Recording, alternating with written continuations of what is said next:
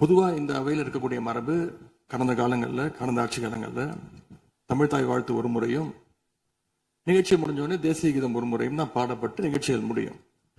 ஆனால் இந்த முறை நாங்கள் கேட்பது, ஏன் 2 முறை தேசிய கீதம் பாடப்பட்டது அப்படிங்கிறது மட்டும்தான் எங்களுடைய கேள்வி. அப்படின்னா தமிழ் தாய் தமிழ் தாய் வாழ்த்தையும் 2 முறை நீங்கள் பாட சொல்லி உங்களுடைய ஆளுநர்கிட்ட நீங்க ஒரு கோரிக்கை வச்சிருந்திருக்கலாம். தமிழ் தாய் வாழ்த்தை விட ஆளுநர் தான் உங்களுக்கு முக்கியம் அப்படிங்கிற எண்ணம் எங்களுக்கு ஏற்படுது, மக்களுக்கும் ஏற்பட்டுக்கிட்டு இருக்கு. 2021 ஆகஸ்ட் 2 ஞாபகம் இருக்கா?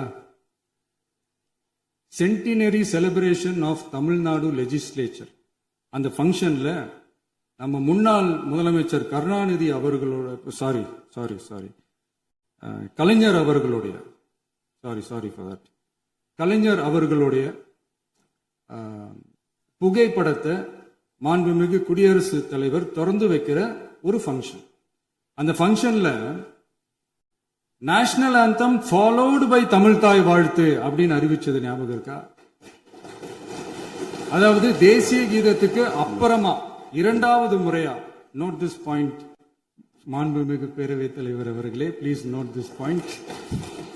தேசிய கீதத்துக்கு அப்புறம் 2வது முறையாக தமிழ் தாய் வாழ்த்து பாடப்படும் அப்படின்னு சொன்னது ஞாபகம் இருக்கா? அதுவும் முத்தமிழ் அறிஞர் அப்படின்னு சொல்ற நம்ம கலைஞர் அவர்களுடைய அந்த புகைப்படம் வெளியிட்டு விழாவில் அவர் இருந்த இதே சபையில தமிழ 2வது இடத்துக்கு தள்ளினது யாருன்னு ஞாபகம் இருக்கா?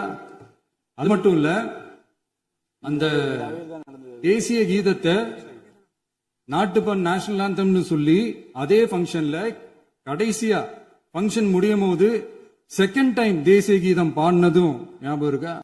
ஆனாலும் நம்மளுடைய மாநில உரிமை, மொழி உரிமை, உத்தம உத்தரர் போல வேஷம் போடுற எதிர்கட்சிக்கு ஒன்றை மட்டும் ஆணித்தரமாக சொல்றோம், உங்களை மாதிரி தமிழ்னு சொல்லிக்கிட்டு, மொழி, பண்பாடு, கலாச்சாரம்னு சொல்லிக்கிட்டு ரெட்டை வேஷம் போடுறவங்க நாங்க கிடையாது.